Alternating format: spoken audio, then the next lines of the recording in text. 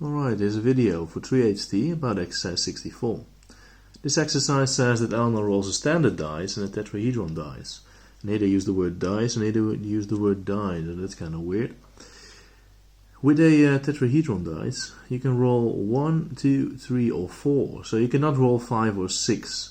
You have to make a grid and then express your answer as a percentage for these things. You have to calculate the probability that the sum is larger than 5, that the sum is less than 8, that the difference is less than 2, and that the product is 6.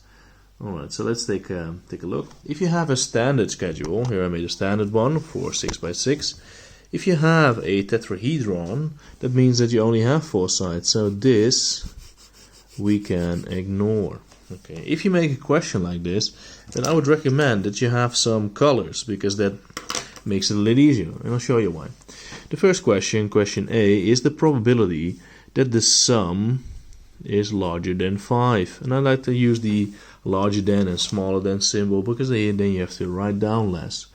The sum needs to be larger than 5. So what I'm going to do is in this schedule, I'm just going to write down where that is. So for example, if you add them, if you have 1 and 4, then that's exactly 5. But we want it to be bigger than 5, so that's over here and over there. If you roll a 2 here, that means you can roll a 4, a 5 or a 6 on the other dice, because then in total you have a sum bigger than 5. And here you have to roll 3, 4, 5 or 6, so hopefully you see the pattern every time it's one lower. So when you have these options, your sum is bigger than 5. So let's see how many things we have. 1, 2, 3, 4, 5, 6, 7, 8, 9, 10, 11, 12, 13, 14. So we get the sum bigger than 5. The probability for that is 14 over, and in total we have 4 by 6 possibilities. So in total that's 4 times 6 is 24. So 14 over 24. Let's calculate what that is. That is 0.583. So if you want to say that as a percentage, you get 58.3%. So the probability is quite big. We go to exercise B. The exercise B says, when is the sum less than 8? Okay, so we'll take a look at this schedule again. And now I'm going to be using a different color. So let's use blue. So when is the sum less than 8? If you roll a 1, then well, you can roll everything, because if you roll a 6 also, I mean, it's going to be 7, so it's less than 8. So it's this one, this one, this one, this one, this one, and this one. If you roll a 2 here, you cannot roll that one, but you can roll the rest. So you can roll all of this. With a 3, you can't roll a 5 or a 6, so this has to be these numbers. So you see the same pattern, but now it's going down, right? The other one also went down, but then the upper ones were the correct ones. So here we have this number, or this possibility, that possibility, and that possibility. So the number of blue crosses that I made, you can also make a different symbol if the crosses are annoying. Right? So let's count this. 1, 2, 3, 4, 5, 6, 7, 8, 9, 10, 11, 12, 13, 14, 15, 16, 17, 18. So the probability that the sum is less than 8 is 20. It was 20, right? I forgot. Let me recount. It says 6 plus 5 is 11, 15, 18. So not 20. It's 18 over 24, which is 0.75, and that is 75%. Moving on to exercise C. That exercise says, when is the difference less than 2? Okay, so this is how that works.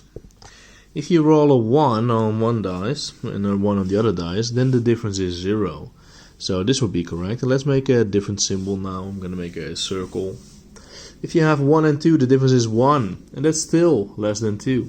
If you roll 1 and 3, then the difference is 2. So that's not what we want. We want the difference to be less than 2. So here we can roll 2 and 1, 2 and 2, and 2 and 3, but not 2 and 4, because then the difference is 2. With 3 you can roll 2, 3 or 4. So with 4 you can roll 3, 4 or 5. So you can see that I have 3, 6, 9, 11 of these red circles. So exercise C, the probability that the difference is less than 2 equals 11 over 24, and 11 over 24 is 0.458, so that is 45.8%. Then we're gonna go to exercise D, and I've ran out of colors, so I'm gonna be using black again. Alright. So exercise D.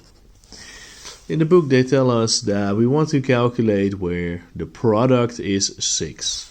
So the probability that the product is 6.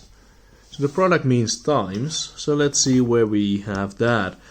For example, when you roll 1 and 6, then we have a product which is 6. You can also roll 2 and 3.